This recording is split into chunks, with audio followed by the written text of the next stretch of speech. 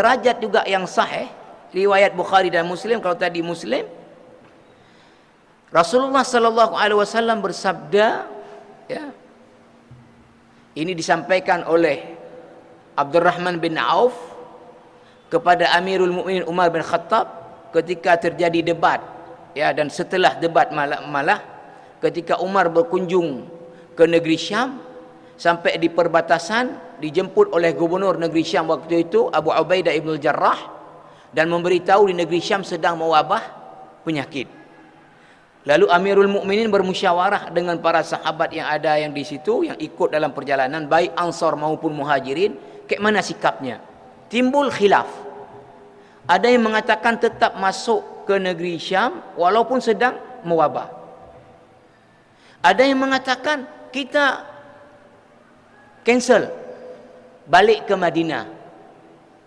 Maka akhirnya Amirul Mukminin mengambil keputusan membatalkan kunjungannya ke negeri Syam akibat sedang mewabah virus. Maka sikap Amirul Mukminin diprotes oleh gubernur Abu Ubaidah ibn Jarrah, gubernur Syam, dengan mengeluarkan kalimat tauhid, atafirru min qadarillah ya Amirul Mukminin. Wahai Amirul Mukminin, engkau mau lari dari ketentuan Allah, ya.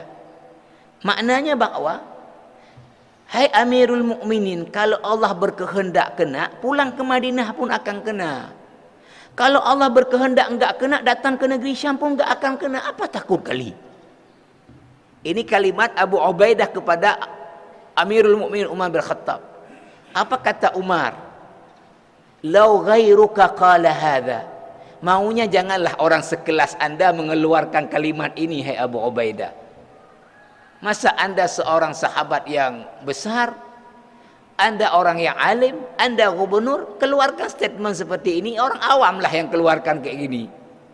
Lalu Amirul Mukminin mengatakan, na'am, nafirru min qadarillah ila qadarillah. Betul, kita ini lari dari satu ketentuan Allah kepada ketentuan Allah yang lain. Allah menentukan bahwa virus ini akan menular dengan begini-begini. Kayak mana biar enggak kena? Maka kita menjauhi dari proses penularannya. Ini berarti pindah dari satu ketentuan kepada ketentuan yang lain. Lalu Amirul Mukminin, ya, memberikan logika tauhid kepada Abu Ubaidah melalui pertanyaan. Ya Abu Ubaidah, law kana laka wadiyani. Hai Abu Ubaidah, kalau kamu punya dua lembah, ya, satu makhsab, yang satu lagi adalah majdab, satu subur, satu kering, enggak ada rumputnya, kamu akan ngembala onta di mana?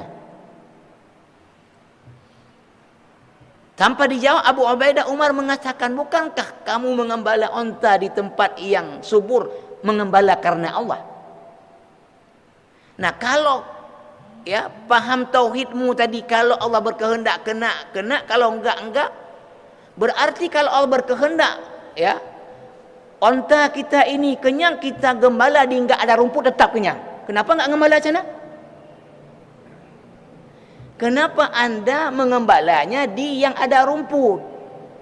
Kenapa tidak mengembala di tempat yang enggak ada rumput dengan keyakinan enggak apa-apa, saya bawa onta saya ke tempat enggak ada rumput, kalau Allah berkehendak kenyang, tetap kenyang, bawa. Umpama contoh logika tauhid lainnya, orang dengan, ya, bahasa medisnya hiperglikemi, artinya darah manisnya tinggi, DM. Allah menentukan pada nasi itu tinggi kadar gula darahnya. Maka orang yang DM biar enggak meningkat DM-nya, apa yang harus dia buat adalah dia tidak makan, ya, makanan yang Allah tentukan di situ kadar gula darahnya adalah tinggi. Tidak dengan menggunakan logika tauhid, kalau Allah berkehendak tinggi, kalau enggak. Sehingga orang dengan DM tinggi, kepajuh buah nabak hidup kini. DM-nya 360. Ketika ditanya, dan DM kok nebuh bula dah? Alah, punya kehendak Allah mati yang hana apa urutan. Ini namanya dekaka. Namanya dalam bahasa agama adalah tawakal.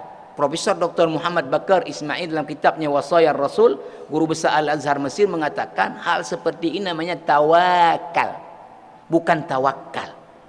Karena tawakal yang benar dalam pemahaman ulama adalah al-i'timadu 'ala Allah ma'a mubasyaratil asbab. Menyandarkan sesuatu kepada Allah dengan melakukan asbab.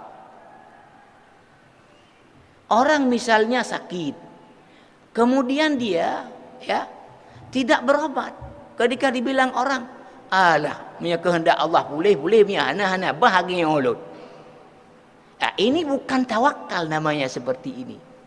Kalau tawakal adalah apa? Dia berobat, tetapi dia tetap berdoa dan meyakini yang menyembuhkan bukan obat, tapi Allah meletakkan ketentuan pada obat-obat tertentu bisa menyembuhkan penyakit tertentu.